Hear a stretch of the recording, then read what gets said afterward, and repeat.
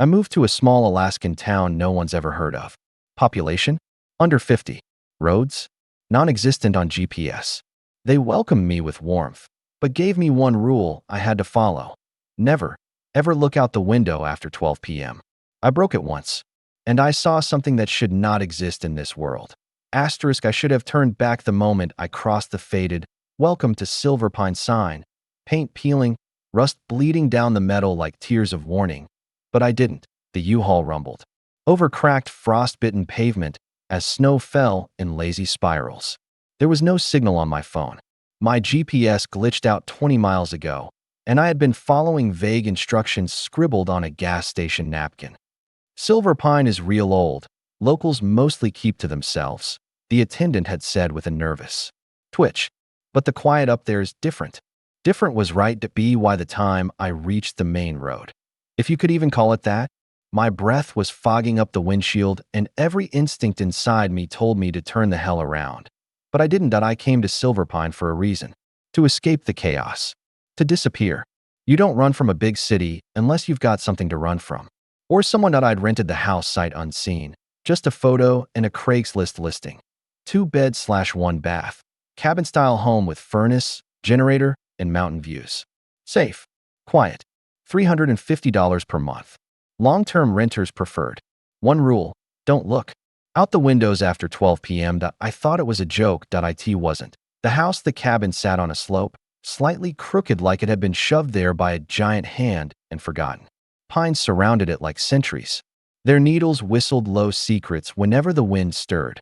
There were no nearby homes, at least none I could see, and the sun was already dipping toward the treetops even though it was barely noon. I didn't know it then, but in Silver Pine, daylight didn't follow the same rules. The landlord, a hunched old man named Gerald Thorne, met me at the front steps.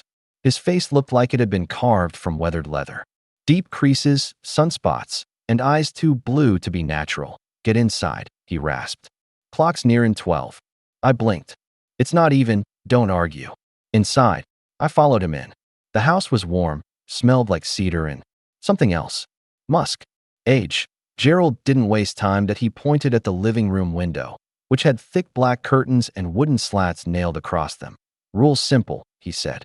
At exactly 12 noon, every day, you close your eyes. You lock every window. You draw the curtains tight, and you do not look outside, no matter what you hear. I frowned. Why? He stared at me a moment longer than he should have. Because if you look, it sees you. And if it sees you, what is it? He didn't answer. Just handed me a laminated sheet of instructions. Receipt: the rules of Silver Pine by 11:55 a.m. All windows must be locked. Curtains must be drawn. No sunlight must pass through. Do not look outside after 12 p.m. Ever. If you hear tapping, whispering, or see shadows moving, ignore them. Do not answer the door between 12 p.m. and 1 p.m., even if it's someone you know. If something enters the house, hide. Never talk about what you see if you break the rule. You'll be fine, Gerald said at the door. Just don't get curious. He was gone before I could ask anything else. That I should have listened. I really should have, but I've never been good with rules, especially ones that sound like horror movie cliches. The first day it started quietly. 11:45 a.m. I was making coffee. The wind picked up. A cold draft slipped through the walls, and my skin broke out in goosebumps. 11:50 a.m. The radio cut out. 11:53 a.m. I heard whispering near the window. Faint, like children. I froze. It wasn't in the room. Not really. More, like behind the glass. Outside. I hadn't even opened the blinds yet. I remembered the rules and rushed around the cabin, locking windows, drawing curtains, nailing a board tighter. I didn't believe it then. Not really. But at 12 p.m., everything changed. The house went still, like someone had sucked the air out of the walls. Then, tap, tap, tap, from the living room. I was sitting in the dark, clutching my coffee, heart hammering. Tap, tap, tap, slow, deliberate. Then a voice. Soft, feminine, familiar. Ben, it's me. Open the window. My breath caught in my throat. That voice, it sounded like Clara, my ex, but she was dead. I'd buried her 3 months ago. I didn't answer. The voice came again, more urgent. Ben, please. It's so cold. Just look out. Just look. I covered my ears. Then I heard scratching. like long nails across the glass. The walls groaned. And just for a second, I felt something on the other side of the curtains, breathing, watching, wanting. I stayed frozen until 1:01 p.m. The wind died. The silence returned. And just like that, it was over. Curiosity kills. Days passed. I followed the rules. Mostly, but the thing about rules is, once you know they exist, you want to break them. Especially when the town refuses to answer your questions. I asked the mailman about the rule. He dropped my package and walked away. I asked the woman at the diner. She smiled with bleeding gums and muttered, "Better not to see," over and over. Even the sheriff, a towering man with glassy eyes, warned me in a low voice, "Silver Pine's a reflection, son. Something looks back at us after noon. Don't give it a reason to enter." But I couldn't help it. One day, I looked. The window, it was 12:03 p.m. The curtains were drawn, but just slightly. Just enough for me to press one eye to the slit. Outside, the world was wrong. The snow was still falling, but it was falling up. The trees were bending toward the house, unnaturally. Like skeletal fingers, the sky was red, and the sun, had no warmth. Just a giant black circle blotting out everything. And in the snow were figures. They looked human. Almost. But their faces were stretched, mouths too wide, eyes too dark, skin translucent. Smiling. One of them turned, looked directly at me. My body locked up. My nose bled. I collapsed, and the last thing I saw before everything went black was the creature crawling toward my house. Not walking, crawling. Backward. Fast. When I woke up, I wasn't alone. The house was dark, cold, and the fireplace was lit, but I hadn't lit it. There was a chair pulled up to the window, and in it sat someone. Their back was to me. Their head slowly turned, and it was me. Not a reflection, not a hallucination. A perfect copy. It smiled with teeth too sharp. "Now that you've looked, it's your turn to watch from the outside." You looked. The copy of me stood at the window, head tilted at an unnatural angle, teeth too sharp, smile too wide. "Now you've seen it, and it's seen you." My lungs refused to fill with air. I tried to scream, but my voice caught. Somewhere between a breath and a sob. It stood there. I stood there, but it wasn't me. Not really. The posture was all wrong. The arms hung too low, the head turned too far. Like a puppet pulled on strings made of muscle and bone. "What are you?" It didn't answer. It just kept smiling. Then it whispered, "You broke the only rule. Now the town will peel you open." And then it was gone, just like that. Vanished. No footsteps. No door creak. No sound. Only silence. Only me. The aftermath. I stayed locked in that cabin for hours, maybe days. I ate dry cereal, drank from the tap, refused to open the windows even at night. The lights flickered more often. The fireplace roared to life by itself. The old wall clock ticked in reverse at 12 p.m. and then resumed its normal rhythm after 1. But the worst thing was the mirror. Every time I passed by one, above the sink, the bathroom cabinet, or the old floor-length one in the hallway, I caught a glimpse of him, the copy. Sometimes he just stood there, mimicking me. Other times, he moved when I didn't. Smiling, nodding, mouth silently whispering things I couldn't hear, but somehow knew. "Let me in. You're already hollow. You belong to the glass now." I covered every mirror with bedsheets and duct tape. Didn't matter. He started appearing in the reflections of spoons, the glossy TV screen, the kettle. Something is wrong with the town. By the 5th day, I dared to step outside again. It was 9 a.m. The air was sharp, dry. My boots crunched over ice. I needed answers. And I was going to get them from someone, anyone. In this godforsaken town, the streets were still empty. No kids, no cars, just endless rows of sagging houses, their curtains tightly drawn like they were mourning something. I walked to the Silver Pine Diner. Yes, I stepped in. The jingle above the door cracked the silence. Everyone stopped eating. Every single person, their heads turned at the same time, like synchronized swimmers in a nightmare. Eyes vacant, faces paled. One blinked, until the waitress, her name tag, Reed Marta, walked up, expression blank. "You looked." My jaw clenched. "What the hell is going on in this town?" "You saw it. It saw you back. You need to leave before the next cycle." "What cycle?" "You have 7 days after. You look." She glanced at the wall clock. 11:55 a.m. My blood ran cold. You only have 2 left. The bell tolls again. I ran out the diner, sprinted back to the house, lungs burning, heart thudding in my ears. As I reached my porch, I heard something behind me. Footsteps, but no crunch. No snow disturbance. Just the sound that I didn't look back, that didn't have to. Because the shadows on the ground didn't match mine, that I slammed the door shut at 11:59 a.m., drew the curtains tight, locked every window, held my breath. The silence returned, like a lover wrapping cold arms around my neck. And then, knock, knock, knock. The front door. That I didn't move. Knock, knock, knock. Then, my phone rang. The NO number. Just unknown. I answered. Silence. Then, you belong to the town now, Benjamin. It's time to shed your skin. Click.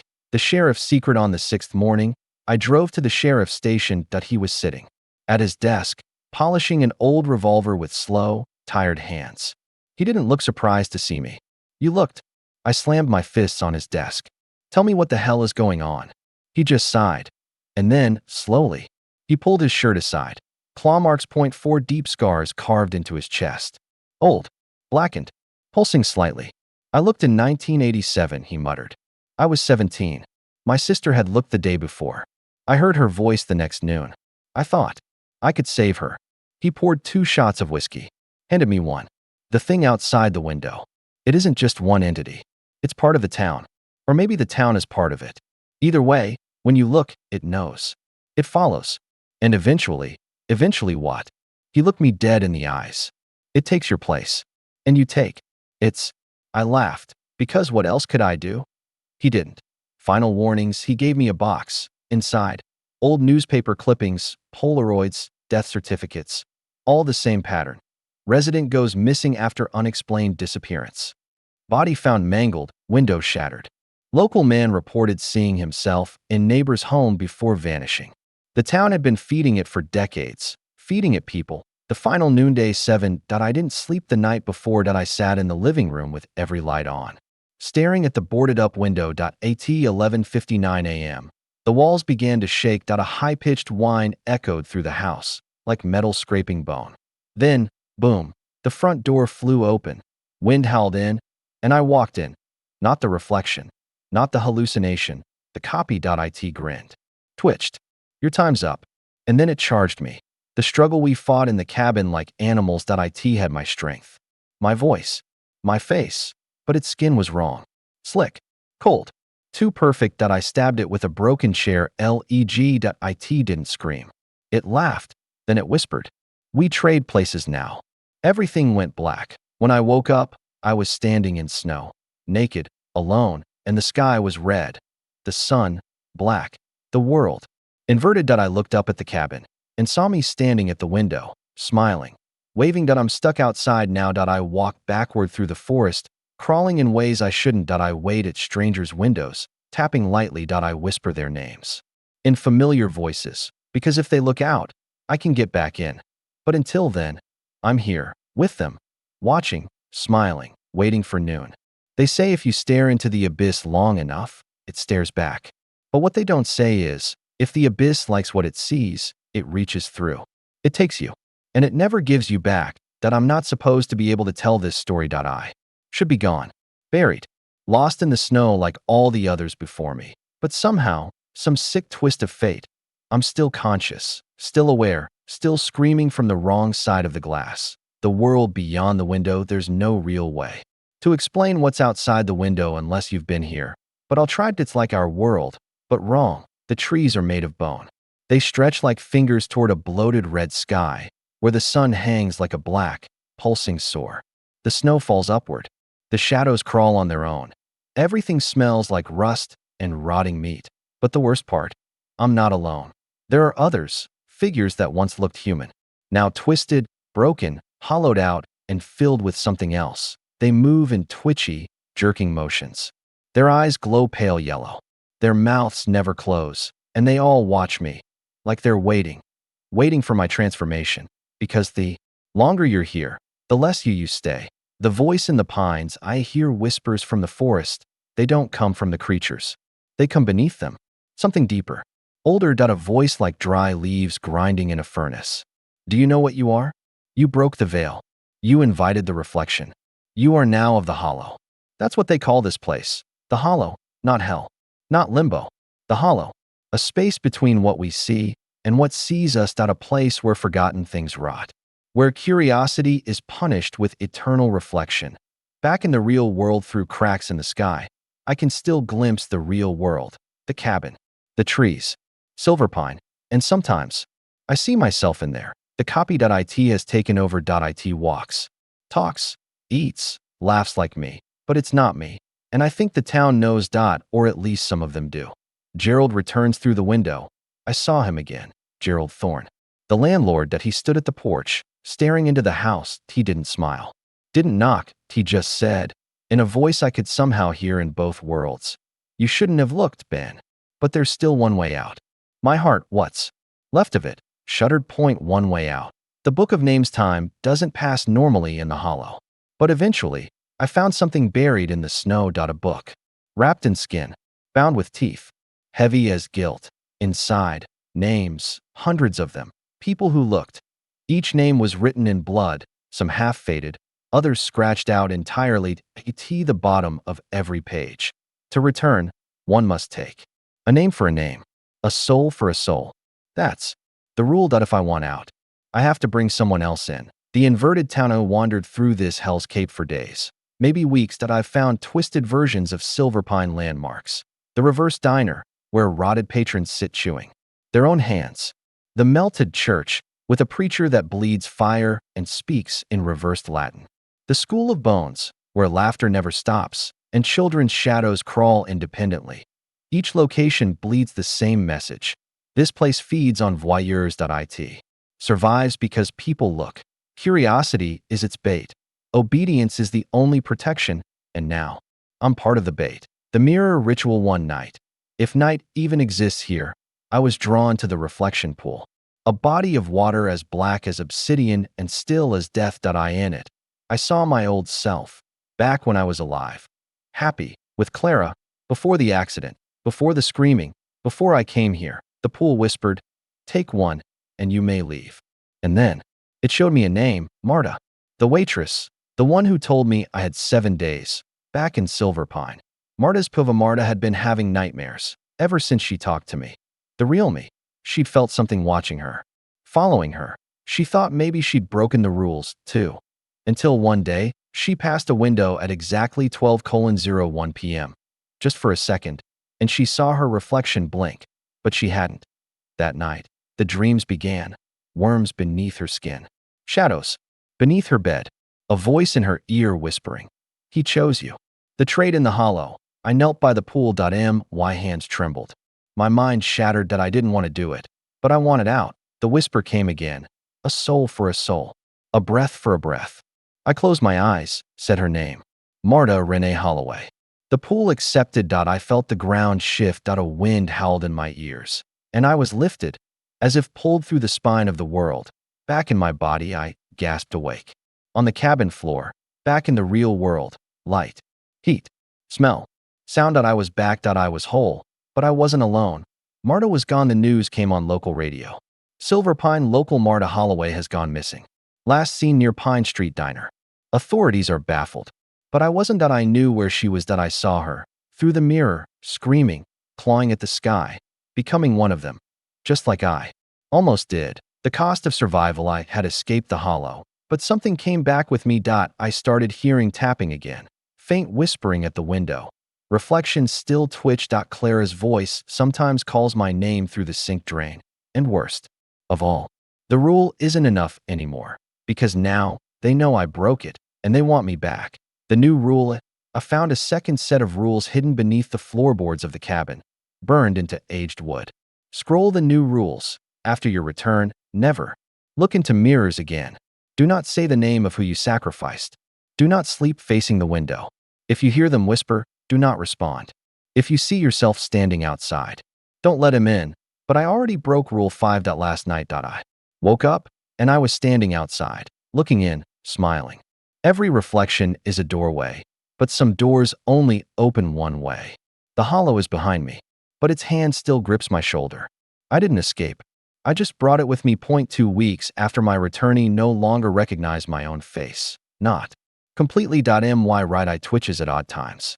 Sometimes my smile lingers too long in the mirror. Sometimes it doesn't appear at all.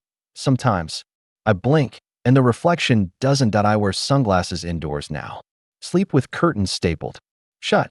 Duct tape around every mirror, but it's not enough because Marta's voice echoes in the walls now. Soft, fractured, weeping. Why me? Why me, Ben? And I don't have an answer. I traded her for my soul. But the hollow doesn't forget.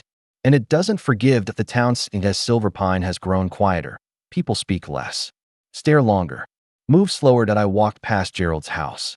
It was boarded shut. The sign on the sheriff's station is upside down. The church bells ring at 12:01 p.m. sharp. Every day, and every day, I hear a second knock at my front door. Not a knock, actually 3 fingers tapping. Bone on wood, the new face only say it started 3 nights ago. I couldn't sleep. I was in bed, staring at the boarded window when I felt a shift in the air, like the cabin was breathing. And then I heard it, footsteps, soft, heavy, measured. I peeked between the slats, just for a second. I shouldn't have, because it was there, outside. Me. Again, but worse. This one smile stretched from cheek to cheek. Its eyes glowed gold. Its hands weren't hands anymore. They were mirrored blades. It looked up at the window and mimicked me, tilted its head, raised a hand. Then, it spoke without sound. You never left. You only delayed. The diary I dug through Gerald's abandoned cabin the next day. Dust choked every room. Photos curled into ash. Animal bones in the sink. And in the attic, under rotting floorboards, I found it. A leather-bound journal. Locked with wire. Inside, Silver Pine was founded in 1874. A mining colony. But they didn't find gold. They found something else. Something. Beneath the mountain. A mirror that wasn't a mirror. A portal. A soul swapper. Miners disappeared. Reflections replaced them. By 1878, the town was feeding it willingly. Sacrifices kept the mirror people at bay. The rule was born. Never look out the window after 12 p.m. Because after noon, the sky reflects their world. Marta's returnee saw her again. Not in a dream. Not in a reflection. In person. She stood outside the diner at exactly 12 p.m. Head down. Skin gray. Hair soaked. And every person on the street stopped. Turned. And knelt. She looked up, and her eyes were mirrors. I remember the pool, she whispered. I remember drowning. Now I am the water. And then she disappeared in a blink of static. The final Arioli. The next morning, there was a letter nailed to my front door, an O envelope. No signature, just a single line. You broke the rule. Now you must enforce it. And underneath that, 7 names. People who have looked, people who are next. At the bottom. If they break the rule, you bring them back. Or you return in their place. I am the collector now, like Gerald was before me, like the sheriff will be after me. The Horace last night. A woman knocked at 12:02 p.m. Tourist. Lost. Wanted directions. Her phone didn't work. She reached for the curtain by the window. I screamed in oh, but it was too late.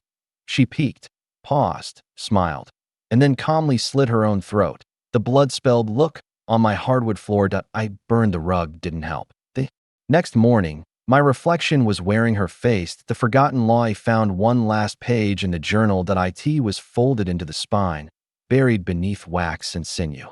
If you say their true name during the mirror hour, you give them back their body, but you take their place. Forever. I stared at the page for hours, because Marta's true name was there. Marta Renee Holloway. I could say it, and give her back her life. But that means I go back. Midnight. The sound of the house groaned. The walls bled fog. Every clock stopped, and then came the knock, not at the door. At the mirror. I walked to it, peeled the duct tape back, and there she was, Marta, trapped behind the glass. Skin peeling, eyes wet with blood. Ben, she sobbed. Please, I don't belong there. I whispered her name. Marta Renee Holloway. The mirror shattered, and the room collapsed. The epilogue. Silver Pine. Only no one remembers me. The locals speak of a new waitress at the diner. Her eyes no longer reflect light. Wrong that she's quiet. Smiles a lot. They say she was gone for a while. Hiking, but came back better. Brighter. More human. As for me, I'm still here. I in the hollow, walking backward through endless snow, whispering through cold glass. Watching the window at exactly 12:00 p.m., waiting for someone curious, someone like you. Do not look out the window after 12 p.m. Because if you do, I'll be there, and I need a way back.